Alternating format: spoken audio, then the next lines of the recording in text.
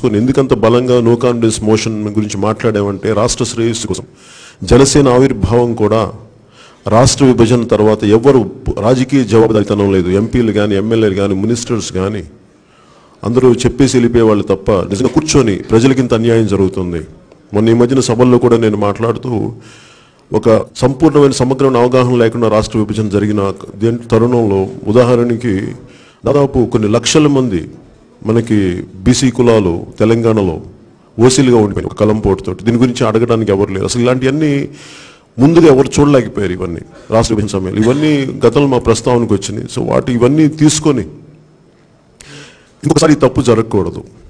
ఇవి చాలా బలంగా అనుకున్నాం. ఇంకా భావితరాలకి ఇది ఎందుకు వచ్చామంటే ఒక 2019 ఎలక్షన్లు గెలిచేయడానికో లేదంటే వీటన్నిటికంటే కూడా చాలా బలమైన పొలిటికల్ అకౌంటబిలిటీ, ఒక సరికొత్త రాజకీయ శకం ఆంధ్రప్రదేశ్కి కావాలి. ఇష్టారాజ్యంగా ఎవరిష్టం వచ్చినట్టు దీన్ని పవర్ పాలిటిక్స్ చేసి ప్రజా జీవితాలను అస్తవ్యస్తం చేయడం ఇలా కాదు. ఒక బాధ్యతతో కూడిన వ్యక్తులు, సమాజ శ్రేయస్సు కోరుకునే వ్యక్తులు వీళ్ళందరూ బయటికి రావాలి. దీంట్లో మేము ఒకరికొకరు చాలా సమర్థవంతంగా అర్థం చేసుకొని ఇదేదో కూర్చోబెట్టి ఒక ఇద్దరు వ్యక్తులు కలిసి ఇట్లా ఆ పార్టీ నుంచి కొంతమంది తీసుకొచ్చి ఇట్లా ఇది మా ఉద్దేశం కాదు. ఇది సంపూర్ణంగా అవగాహన అర్థం చేసుకున్నాం.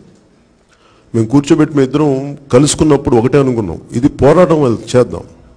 క్షేత్రస్థాయి దగ్గర నుంచి ఢిల్లీ స్థాయి దాకా ఇది మన రాష్ట్ర ప్రజలకి, రాష్ట్ర శ్రేయస్సుకి ఏమేం జరగాలో, ఎంత న్యాయం జరగాలో, ఎంత సత్వర న్యాయం జరగాలి, వీటికి మనం అండగా నిలబడాలి.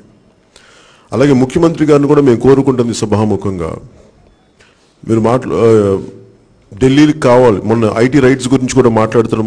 మొన్న మీటింగ్లో కూడా చెప్పాను.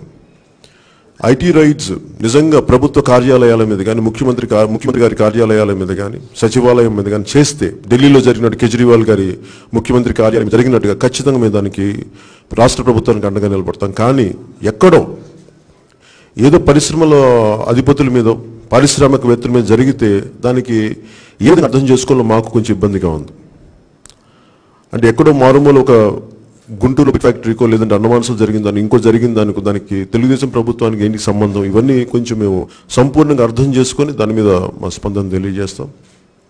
అలాగే మేము కోరుకుంటుంది కూడా స్పెషల్ కేటగిరీ స్టేటస్ సంబంధించి రేపు పొద్దున చేయబోయే కవాతు కూడా దాని ముఖ్య ఉద్దేశం పొలిటికల్ అకౌంటబిలిటీ. మీరు పార్లమెంట్లో కానీ, అసెంబ్లీలో కానీ, మేనిఫెస్టోలో కానీ మాటలు ఇచ్చి మీరు చేయలేకపోయిన తప్పించుకోవడం, ఒకళ్ళు చేయలేకపోతే ఎందుకు చేయలేకపోయారు కూడా తప్పించుకోవాల్సిన అవసరం ఉంది. Again, democratic process lo we can recall the lawmakers. Recall చేసే పద్ధతిని కూడా తీసుకురావాల్సిన అవసరం ఉంది అనేది వీటి గురించి మా చర్చలు వచ్చినాయి.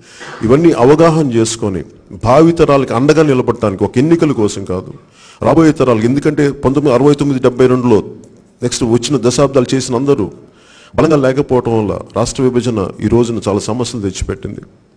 ఆర్థిక వ్యవస్థని చిన్నభిన్నం చేసింది. దీనికి అండగా నిలబడాలి. మళ్ళీ ఇంకొకసారి ఈ తప్పు పునరావృతం కాకుండా లైక్ మైండెడ్ పీపుల్, నిజంగా రాష్ట్ర శ్రేయస్సు, దేశ శ్రేయస్సు కోరుకునే వ్యక్తులు బలంగా నిలబడాలి. దాంట్లో భాగంగా మేము ఇద్దరం కూర్చొని ఆయనతోటి ఒక రాత్రి పొద్దున 7:30 నుంచి రాత్రి పడుకోబోయే మేము ఒక 5 చాలా రోజులు గడిపాం. ఒక 9 నెలలుగా చాలా మేధోమదనం జరిగింది. జరిగి అవగాహన చేసుకుని అర్థం చేసుకుని ఇద్దరం కలిసి నడవడానికి నిర్ణయం తీసుకున్నాం. దాంట్లో పెద్ద మనసుతోటి అర్థం చేసుకుని వచ్చినందుకు సోదరులు నాగేంద్ర గారికి మనం ఇంకొక మారు కృతజ్ఞతలు తెలియజేసుకున్నాం. అలాగే ముఖ్యమంత్రి గారు కూడా నిజంగా స్పెషల్ కేటగిరీ స్టేటస్ సంబంధించి మీకు ఏదైనా ఇష్యూ కానీ ఉంటే ఇలా కూర్చోబెట్టి నేను వారికి సపోర్ట్ చేసినప్పుడు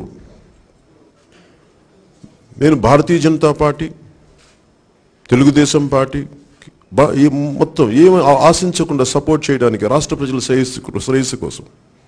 నాకు సంపాదన వదిలి ఎందుకు వచ్చాను నిజంగా నాకు భయం వేసింది. మారుమూల హైదరాబాద్లో ఉంటే ఎవరెవరో చేసిన తప్పులకి ఎవరెవరో వచ్చేసి బెదిరించేసి మీరు ఆంధ్ర వాళ్ళు ఇక్కడి నుంచి వెళ్ళిపోండి, ఇలాంటి అసలు దేనికి మనం రాజ్యాంగం మనకి ఇచ్చిన హక్కుని ఎవరెవరో చేసిన తప్పులకి, పాలకులు చేసిన తప్పులకి, సామాన్యులు, మధ్యతరగతి వ్యక్తులు, మన వెనుకబడిన వర్గాలు వీళ్ళు సఫర్ అవుతున్న ఇవన్నీ చూసి అందుకు నాకు రాజకీయాలకు బలంగా నిర్ణయం తీసుకోవాలనిపించింది.